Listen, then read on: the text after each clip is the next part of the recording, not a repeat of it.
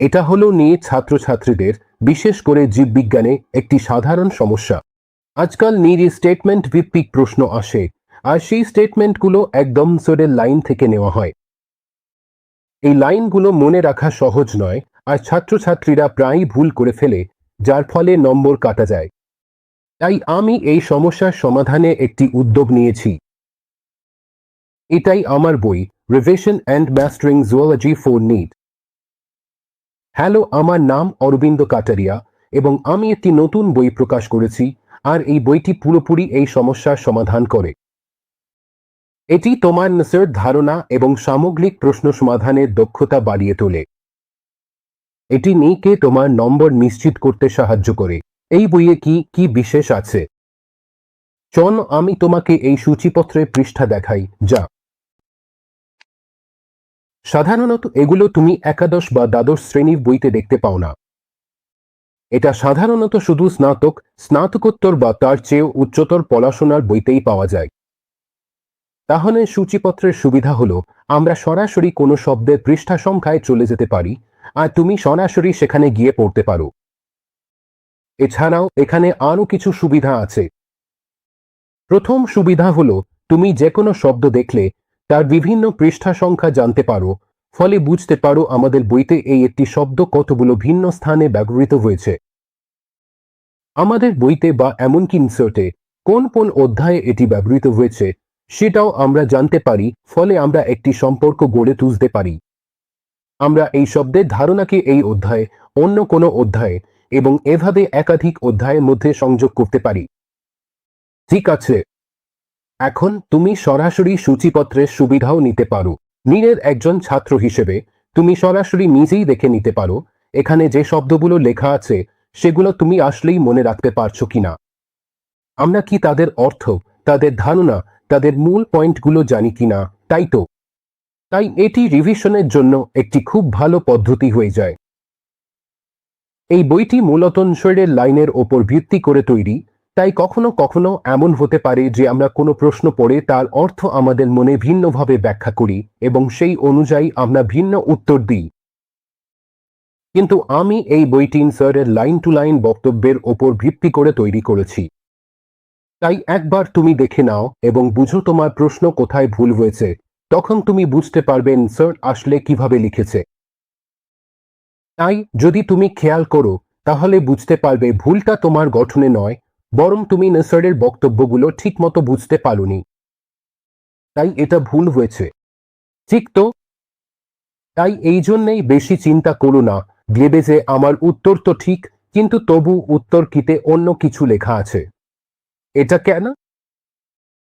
এর কারণ হলো এটা নসর ভিত্তিক। দ্বিতীয়ত, তুমি চাইলে কোনো চ্যাপ্টারের জন্য তোমার পুরো প্রশ্নোত্তরের ফলাফল লিখে রাখতে পারো। যখনই তুমি কোনো চ্যাপ্টার শেষ করবে তখন তার প্রথম দিনের প্রথম রিভিশন, দ্বিতীয় বা তৃতীয় দিন, ষষ্ঠ দিন, দশম দিন, ত্রয়োদশ দিন, এইভাবে তুমি পুরো রেকর্ড রাখতে পারো। তুমি চাইলে একটা রিপোর্ট কার্ড বানাতে পারো, একটা রেজাল্ট কার্ড বানাতে পারো। ঠিক আছে, আমি মোট 14 বার রিভিশনের জন্য এটা বানিয়েছি। এরপর চাইলে তুমি আলাদাভাবে আরও বানাতে পারো। তাহলে এটা আরেকটা ইউনিক জিনিস যেটা তুমি পাবে। বইতে তুমি সরাসরি প্রতিটি চক্রের 14টা রিভিশনের নোট রাখতে পারো, যাতে তুমি মোটিভেটেড থাকো। ভাবো, দেখো আমি এই চ্যাপ্টারটা কত ভালোভাবে পড়েছি, আমি কত ভালো নম্বর পেয়েছি, ঠিক আছে, প্রতিটা চ্যাপ্টারে। আর তারপর যখন তুমি মিট দেবে তখন অবশ্যই তুমি অনেক আত্মবিশ্বাসী থাকবে, তোমার আত্মবিশ্বাস অনেক বেশি থাকবে। ঠিক আছে, তৃতীয় এবং সবচেয়ে গুরুত্বপূর্ণ বিষয় যেটার ওপর এই বইটা ভিত্তি করে তৈরি সেটা হলো 19 শতকে একজন জার্মান মনোবিজ্ঞানী ছিলেন। ওই মনোবিজ্ঞানীর নাম ছিল হারম্যান এবিংহাউস। তিনি স্মৃতিশক্তি নিয়ে কিছু পরীক্ষা করেছিলেন। সেই পরীক্ষাগুলোর থেকে যে ফলাফল বেরিয়ে এসেছিল সেটা ছিল এরকম কিছু। আজ যদি আমরা কোনো ধারণা শিখি, কিছু বুঝি বা কিছু পড়ি, যে বিষয়বস্তুই পড়ি না কেন, তাহলে 1-2 দিনের মধ্যেই, মানে কয়েকদিনের মধ্যেই তার প্রায় 20 থেকে 30% হারিয়ে যায়। ওটা একেবারে উধাও হয়ে যায়, আমরা একেবারেই সেটা মনে রাখতে পারি না। একইভাবে 7-8 বা 10 দিন পর প্রায় সবটাই মুছে যায়, শুধুমাত্র 10 থেকে 20% মতো থেকে যায়। তাই তিনি একটা পরীক্ষা করেছিলেন দেখতে যে যদি 2 দিন পর মানে আজ আমরা কিছু পড়লাম, তারপর 3 দিন পর আবার পড়লাম, তারপর 6 দিন পর, তারপর 10 দিন পর, তারপর 15 দিন পর এবং তারপর 30 দিন পর এভাবে পড়ি, তাহলে কি হয়? যদি আমরা একই বিষয়বস্তু এভাবে বারবার রিভিশন করি, তাহলে সেগুলো আমাদের মনে গেঁথে যেতে শুরু করে। হ্যাঁ, এটাকেই বলে স্পেসড রিপিটিশন বা স্পেসড রিভিশন কনসেপ্ট। তাহলে এই বইটা সেই কনসেপ্টের ওপর ভিত্তি করে তৈরি হয়েছে। আমরা চেষ্টা করেছি যেন প্রতিটি অধ্যায়ে ইনসার্টের প্রতিটি লাইনের ওপর ভিত্তি করে একটা করে প্রশ্ন থাকে আর তার উত্তর হয় একেবারে এক শব্দে। আপনি যদি দেখেন, এই বইটা আসলে একটা সাবজেক্টিভ প্রশ্নোত্তর সংকলন, আর এটা শুধু নীরের জন্যই নয়, বোর্ডের ছাত্রছাত্রীদের জন্য সমানভাবে উপকারী। আর এই প্রশ্নোত্তর সংকলনটা আমরা যেভাবে বানিয়েছি সেটা আপনাদের কিভাবে উপকারে আসবে সেটা আমি বলছি। ধরুন আপনি কোনো একটা অধ্যায় পড়ছেন, যেমন ধরুন অ্যানিমাল কিংডম চলছে, তাহলে এর মধ্যে 5টা প্রশ্নোত্তর সেট আছে। এখানে আপনি যখনই কোনো টপিক কভার করবেন তখনই সংশ্লিষ্ট সিনিয়র প্রশ্নটা চেষ্টা করুন। প্রথমে একবার আনসার পড়ে নিন। আনসার পড়ার পর আপনি সিনিয়র প্রশ্নগুলো চেষ্টা করবেন। ঠিক আছে, তাহলে আপনি একদিনে একবার প্রশ্নগুলো চেষ্টা করলেন। এবার ভবিষ্যতে পুনরাবৃত্তির জন্য আপনার ক্যালেন্ডারে সময়সূচি ঠিক করুন, যেমন আজ থেকে 3 দিন পর, 6 দিন পর, 10 দিন পর, 30 দিন পর। এভাবে সময়সূচি ঠিক করুন যাতে আপনাকে একই প্রশ্ন এখানে এতবার রিপিট করতে হয়। ঠিক আছে, 1 মাসে প্রায় 5 বার।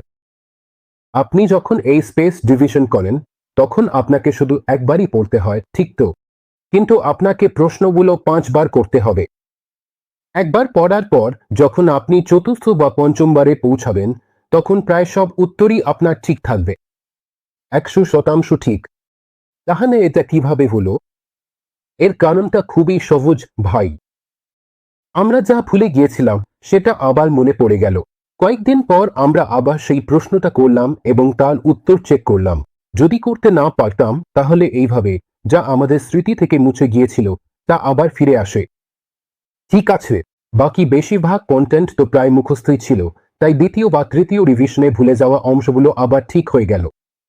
দেখলে তো, সবকিছু আবার জায়গামতো বসে গেল। এইভাবে আমাদের স্মৃতি ক্রমাগত বাড়তে থাকে। তাই আমি এখানে একটা পদ্ধতিও ব্যাখ্যা করেছি কিভাবে এই বইটা ব্যবহার করতে হবে, কিভাবে এই প্রশ্নগুলো চেষ্টা করতে হবে। তুমি লক্ষ্য করবে, যখনই আমি এনসিইআরটি থেকে কোনো প্রশ্নপত্র করছি, সেই টপিকটা পড়ার পর, সেই চ্যাপ্টারটা পড়ার পর তখনই সেটা হয়ে যাবে। আমরা প্রশ্নপত্র অনুযায়ী কিছু টপিক বেছে নিতে পারি। উদাহরণস্বরূপ অ্যানিমাল কিংডমের প্রথম প্রশ্নপত্রে ধরো শুধু 3টা ফাইলা আছে। এখানে আছে পরিচিতি, পরিফেরা আর কোলেন্টেরাটা। এই 3টি কভার করা হয়েছে। যদি শুধু এই 3টাই থাকে তাহলে এগুলোই পড়ো আর এই প্রশ্নপত্রটা চেষ্টা করো। এখন কিভাবে প্রশ্নপত্রটা চেষ্টা করবে? এই বইটাই তোমার রেজাল্ট কার্ড হিসেবেও কাজ করবে, আর এই বইতেই তুমি সব তথ্য পাবে, সরাসরি দেখা যাবে। আলাদাভাবে কিছু লেখার দরকার নেই, যেমন কোন প্রশ্ন ঠিক হয়েছে আর কোনটা ভুল হয়েছে, বা আলাদা করে নোট করারও দরকার নেই। তবু এটা লেখার কোনো দরকার নেই, এটাই এটা দেখাবে। কিভাবে এটা দেখাবে? যে পদ্ধতিটা আমি তোমাদের বলেছি সেটা হলো, তুমি যা করবে, যেই প্রশ্নটাই চেষ্টা করবে, সেটা একটা নির্দিষ্ট রঙের পেন দিয়ে গোল করে দেবে। ঠিক আছে, তো তুমি যেই প্রশ্নগুলো চেষ্টা করছো সেগুলোতে এটা করো, আর যেগুলো করছো না সেগুলো ছেড়ে দাও, ওগুলোতে গোল দেবে না। তারপর যখন তোমার প্রশ্নপত্র শেষ হবে তখন সেটা চেক করো। উত্তরগুলো পেছনে দেওয়া আছে, যেমনটা আমি দিয়েছি। তাহলে যখন উত্তরগুলো ঠিক দেবে, যদি সঠিক হয় তাহলে ঠিক চিহ্ন দেবে, আর ভুল হলে ভুল চিহ্ন দেবে। ঠিক আছে, আর এটা তোমাকে একই রঙে করতে হবে যেই রঙে তুমি চেষ্টা করেছিলে। এখন যখন তুমি দ্বিতীয়বার করবে তখন রং বদলাবে, আর এভাবে আগের গোলগুলোর ওপর আবার গোল দিতে দিতে তুমি মোটিভেশন পাবে যে হ্যাঁ, আমি এই প্রশ্নটা 1 মাসে 5 বার করেছি। ঠিক আছে, এরপর তোমাকে আবার করতে হবে, তারপর পরের মাসে তোমাকে শুধু একবার করতে হবে। ঠিক আছে, এভাবে মাসের পর মাস করলে তুমি একই টপিকের প্রশ্নপত্র 14 বা 15 বার করে ফেলবে, আর নিশ্চিতভাবেই তুমি এনসিইআরটির প্রতিটা শব্দ আর প্রতিটা বক্তব্য খুব ভালোভাবে মনে রাখতে পারবে। তোমাকে শুধু এইভাবেই করতে হবে, অন্য কোনো পদ্ধতি ব্যবহার করো না, না হলে এই বইটা কাজ করবে না। এখন কিছু লোক ভাবতে পারে, কেন সাবজেক্টিভ প্রশ্নপত্র? উদাহরণস্বরূপ যারা বিশেষভাবে নিটের জন্য প্রস্তুতি নিচ্ছে তারা বলবে আমাদের তো মক প্র্যাকটিস করতে হবে। তাহলে আমরা কেন সাবজেক্টিভ প্রশ্ন করব? এর পেছনে একটা খুব গুরুত্বপূর্ণ কারণ আছে, সেটা আমি তোমাদের বলি। যখন তুমি সবকিছু নিখুঁতভাবে মনে রাখতে পারো তখন তুমি সরাসরি সঠিক উত্তরটা বেছে নিতে পারো, 2-3টা অপশনের মধ্যে বিভ্রান্ত না হয়ে। এটা তখনই সম্ভব যখন তুমি জিনিসগুলো একদম নিখুঁতভাবে মুখস্থ করে ফেলেছ। তাহলে মূলত যখন তুমি নিজের প্রশ্নপত্রে প্রশ্নগুলো চেষ্টা করো, যদি কোনো প্রশ্ন ঠিকমতো মনে না পড়ে তখন তুমি সেটা মনে করার চেষ্টা করবে, তাই তো? এই বইটা আসলে তোমাকে সেই রিকল বা মনে করার জন্য ট্রেনিং দেয়, যাতে তোমার রিকল আরও দ্রুত আর শক্তিশালী হয়। না হলে সমস্যা হবে, তুমি আবারও বিভ্রান্ত হয়ে পড়বে। তোমার মনে হবে তুমি 50% অপশন বাদ দিতে পারছো, কিন্তু বাকি 2টা অপশন আবারও কনফিউশন তৈরি করবে। এই বিভ্র তাহলে শেষ পর্যন্ত তুমি আন্দাজে উত্তর দাও, তাই তো? এই বইটা সেই আন্দাজে উত্তর দেওয়ার প্রবণতাকে শেষ করার জন্যই বানানো হয়েছে। এর সাথে আমি আরেকটা গুরুত্বপূর্ণ কথা বলতে চাই। যে রিকল মেকানিজম আমরা পরীক্ষায় তৈরি করার চেষ্টা করি, সারা বছর আমরা আসলে সেটা প্র্যাকটিসই করি না। সারা বছর ধরে 4টা অপশনের মধ্যে যেটা ঠিক মনে হয়, যেটা সবচেয়ে কাছাকাছি মনে হয়, সেটাই আমরা বেছে নিই। কিন্তু যদি তুমি পরীক্ষাতেও একই কাজ করো তাহলে তোমার নম্বর কমে যাবে, আর সারা বছর যেটা করোনি সেটা হঠাৎ বিকল করার চেষ্টা করলে আরও বেশি ব্ল্যাকআউট আর বিভ্রান্তি হবে। তাই শুরু থেকেই যদি তুমি এই রিকল মেকানিজমটা অ্যাক্টিভ করো আর তোমার ভুলগুলো ধরা পড়লে যেমনটা আমরা আলোচনা করেছি সেগুলো ঠিক করো, তাহলে তুমি সেগুলো আরও ভালোভাবে শানিত করতে পারবে, ঠিক করতে পারবে, আর তোমার কনসেপ্ট আর স্টেটমেন্টগুলো আরও পরিষ্কার হবে। একদম নিখুঁতভাবে এগুলো তৈরি হবে আর তুমি সরাসরি উত্তর পর্যন্ত পৌঁছে যাবে। আমার মনে হয় সবাই নিশ্চয়ই আমি যা বলেছি সেটা বুঝতে পেরেছ। তবু যদি কারো কোনো সন্দেহ থাকে বা কোনো ভুল ধারণা হয় তাহলে সরাসরি আমাকে মেসেজ করতে পারো। আমার নম্বর হলো 8683012348। ঠিক আছে, অনেক ধন্যবাদ আর বইয়ের জন্য শুভকামনা রইল।